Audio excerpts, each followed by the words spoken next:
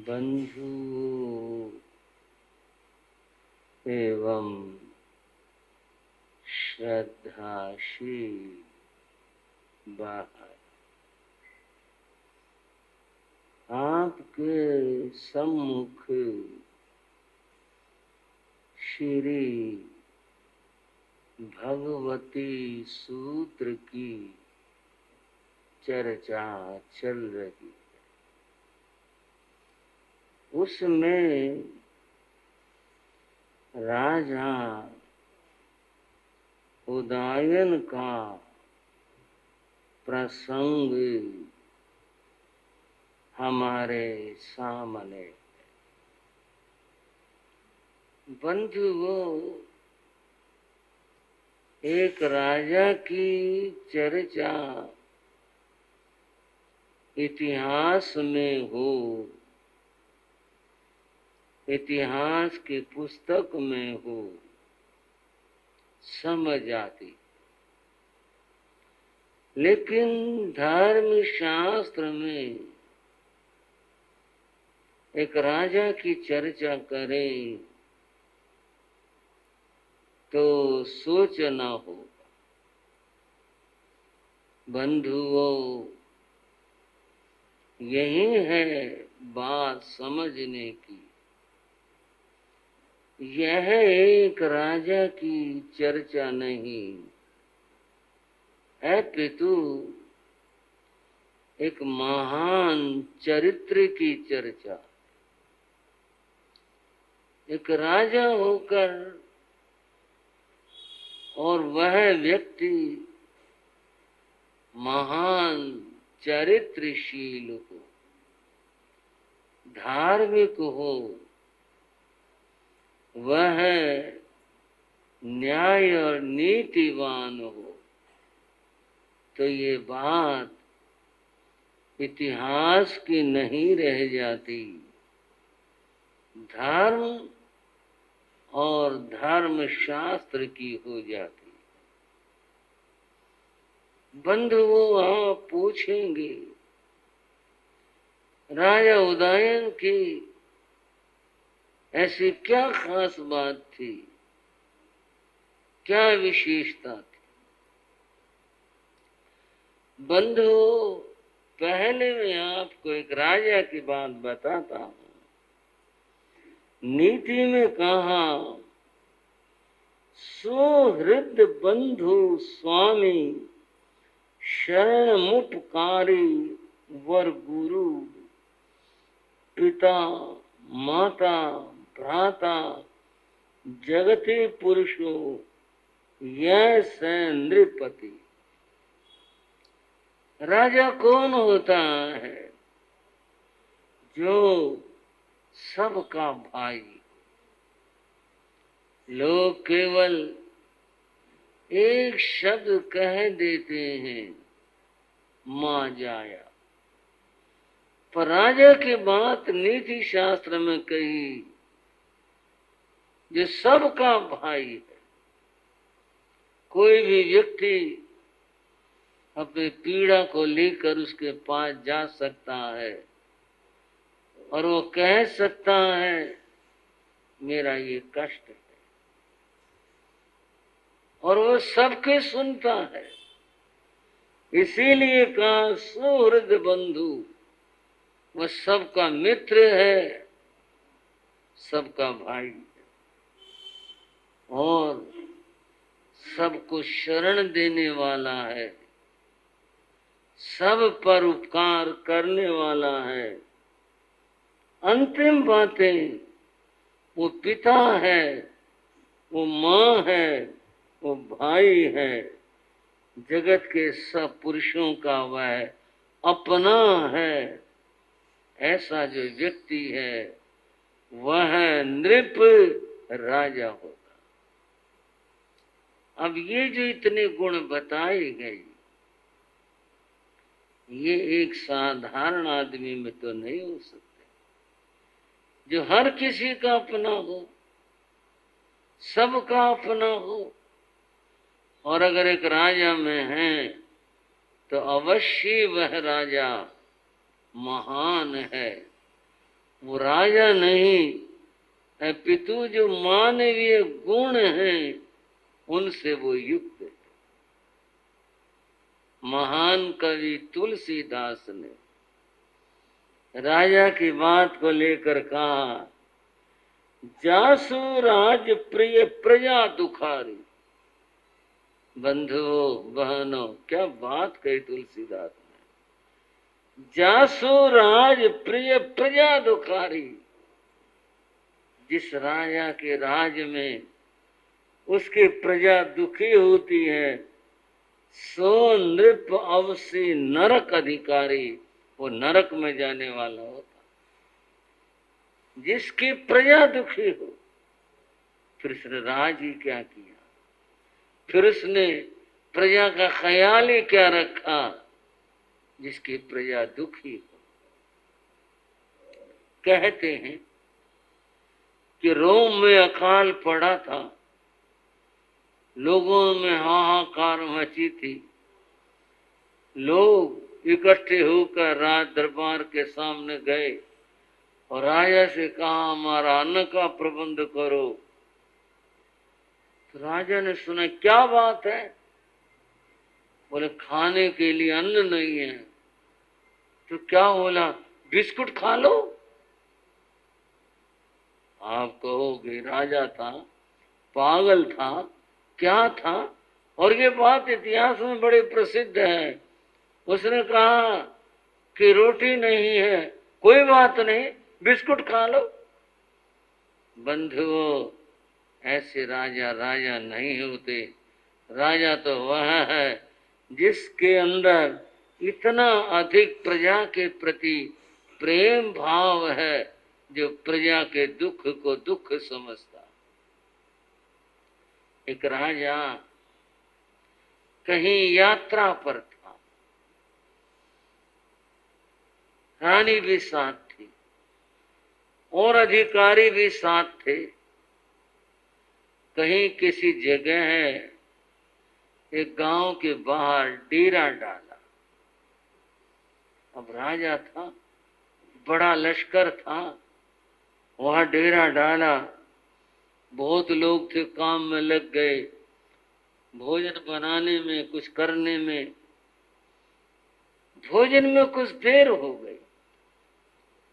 थोड़ा राजा को ख्याल आया, बोले, क्या बात है, भोजन में विलंब क्यों हो गया?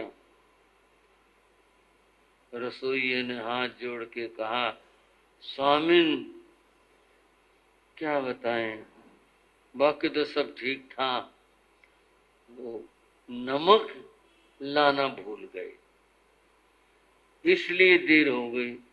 नमक के लिए सैनिक को गांव में भेजा, वो सैनिक गया, नमक लेकर आया, उसके बाद भोजन बना, इसलिए देर हो गई। अच्छा, गांव से नमक लाए? बोला, हाँ जी। राजा ने यूं ही पूछ लिया, नमक कितने रुपए का आया? क्योंकि बड़ा लश्कर था, बहुत लोग थे, तो नमक भी काफी आया होगा। बोले, नमक कितने रुपए का आया? रसोइया बोला है, स्वामिन मुझे तो नहीं पता, सैनिक को बुलाया, उससे पूछा, हाँ भाई नमक कितने रुपए का लाए? बोला, जी नमक तो मैं लेने गया था और दुकानदार से कहा तो इतना नमक दे दो। बोले, क्या करोगे इतने नमक का? मैंने बताया कि महाराज का लश्कर है, उसके लिए चाहिए, काफी नमक चाहिए। उसने दे दिया। बोले, दे दिया? कितने रुपए का दिया? रुपए तो उसने लिए नहीं। बोले, महाराज का काम है। बोले, रुपए नहीं लिए। राजा ने उसी वक्त कहा, जाओ रुपए दे करके आओ। ऐसे ले आए, फ्री में ले आए, यूं ही ले आए। सैनिक बोला, जी ठीक है महाराज, जाता हूं। रानी बोले, छोड़ो भी बात को, क्या हो गया, नमक ही तो लाए हैं, कितने का आ गया होगा, कोई लाखों रुपए की चीज तो आई नहीं है, नमक था ये ले आया, अब इसको भेजोगे, वो नमक के पैसे दे करके आएगा, नमक ही तो था। राजा ने रानी की ओर देखा, बोला, इन छोटी छोटी बातों से तो व्यवस्था बनती है। मेरे लिए, लश्कर के लिए नमक फिर आ गया। एक नमक की बात तो नहीं, ये तो फिर आदत हो जाएगी। राजा के लिए कुछ भी आना हो, राजा का नाम लो और ले आओ, नमक की क्या बात हो गई? बोले ऐसे ऐसे तो फिर लूट मच जाएगी। अब राजा के नाम से है, फिर अधिकारियों के नाम से होगा, फिर और नाम से होगा। बोले नहीं, राजा हो कोई हो, व्यवस्था व्यवस्था है, सब पर नियम लागू होगा, रुपए दे कर आओ उसके। बंधु क्या ज्ञात हुआ इस बात से कि राजा व्यवस्था के प्रति सजग है, अर्थात वह है सोचता है मेरे लिए ही नहीं, नियम सबके लिए है, और जो सबके लिए है वो मेरे लिए भी है। जैसे कोई आदमी मेरा नाम लेकर ले आए, ऐसे नहीं। व्यवस्था व्यवस्था होनी चाहिए, सही होनी चाहिए, ऐसे नहीं चाहे जैसे हो जाए। बंधु थोड़ी सी बात और बताना चाहूंगा। इस्लाम में एक खलीफा उम्र हुए। ये खलीफा लोग शासक होते थे। ये लोग बादशाह से छोटे एक इलाके के मालिक होते थे, खलीफा कहलाते थे। तो खलीफा उम्र का इस्लाम में काफी जिक्र है। खलीफा उम्र बहुत ज्यादा नियमों का पालन करने वाला, व्यवस्था को देखने वाला व्यक्ति था। एक दिन उसकी पत्नी ने कहा खलीफा से, ईद आने वाली है, बच्चों के कपड़े सिलने हैं और अभी कपड़े सिलने की तैयारी नहीं हुई, 3 दिन बाकी हैं, पैसा दो ताकि बच्चों के कपड़े सिलाए जा सके। खलीफा ने कहा वो तो ठीक है, पर तनख्वाह तो महीने के हिसाब से मिलेगी। ये तो 3 दिन बाद यानी ईद के बाद मिलेगी। वो बोले ईद के बाद मिलेगी तो फिर हम क्या करेंगे, बच्चों के कपड़े तो पहले सिलने हैं। तो मैं इसमें क्या कर सकता हूँ, तनख्वाह तो जब मिलेगी मिलेगी। हद हो गई, आपने भी कमाल कर दिया। आप खलीफा हो, आप तनख्वाह पहले उठा लो, कहीं तनख्वाह जा रही है फिर से दे देना, बाद में दे देना, पहले उठा लो, पहले भी तो उठाई जा सकती है। खलीफा ने मना कर दिया, बोले नहीं मैं पहले नहीं उठा सकता। पत्नी बोली आखिर दिक्कत क्या है पहले उठाने में, बात तो बताओ। खलीफा ने कहा अगर मैं मर गया कर्जा कौन उतारेगा, और कर्जा लेकर के अगर मैं खुदा के दरबार में पहुंचा तो मेरे को सजा नहीं होगी। मैं कर्जा लेके जाना नहीं चाहता, मेरे कपड़े मेरे बच्चे पुराने कपड़े पहन लेंगे, लेकिन मैं ये काम नहीं करूंगा, मैं नहीं उठा सकता, मैं कर्जा अपने सिर नहीं ले सकता। मैं तो जो भी करूंगा वो कानून के हिसाब से करूंगा, कानूनन मैं पहले नहीं ले सकता, जब होगा दिन आएगा तनख्वाह का तभी लूंगा। बंधुओं अब ये उनका इतिहास है, मैं क्या बताऊं, यही बताया गया। खलीफा ने तनख्वाह नहीं उठाई और उसके बच्चों ने पुराने कपड़े पहने और लोग हैरान रह गए, बोले हद हो गया, खलीफा के बच्चे और ईद के दिन और पुराने कपड़े पहन रहे हैं, लेकिन क्या करें। उसने कहा मैं नहीं कर सकता, कानून के विपरीत। बंधु हमारे यहाँ राम राज्य का जिक्र है और सारी कानून और व्यवस्थाएं सब जो वहाँ हैं वो सारी के सारी आदर्श हैं। ऐसे कुछ ही लोग हुए हैं जिन्होंने इस बात का पालन किया, अन्यथा तो संसार के अंदर सब लोग अपना पेट भरने में, अपने सुख सुविधाओं में रहते हैं, वो गलत है। तुलसीदास का वचन है, ऐसे राजा जो स्वार्थी होते हैं वो नरक के अधिकारी होते हैं। बात थी बंधुओं उदयन राजा की। उदयन राजा कितना आदर्शवादी राजा रहा। वैसे तो उसका प्रसंग संवत्सरी पर्युषण पर सुनाया जाता है और सभी उससे परिचित भी, ये भी मैं कह रहा हूं, पर थोड़ा सा जिक्र तो कर लूं। उदयन राजा, उसका राज्य था सिंधु सोवी और उसकी राजधानी थी वीति भयनगर। ये सिंधु सोवीर है बंधु, ये वर्तमान का जो सिंध प्रदेश है पाकिस्तान में, ये वही इलाका माना जाता है। सिंधु सोवीर यही इलाका है और यहाँ का वो राजा हुआ करता।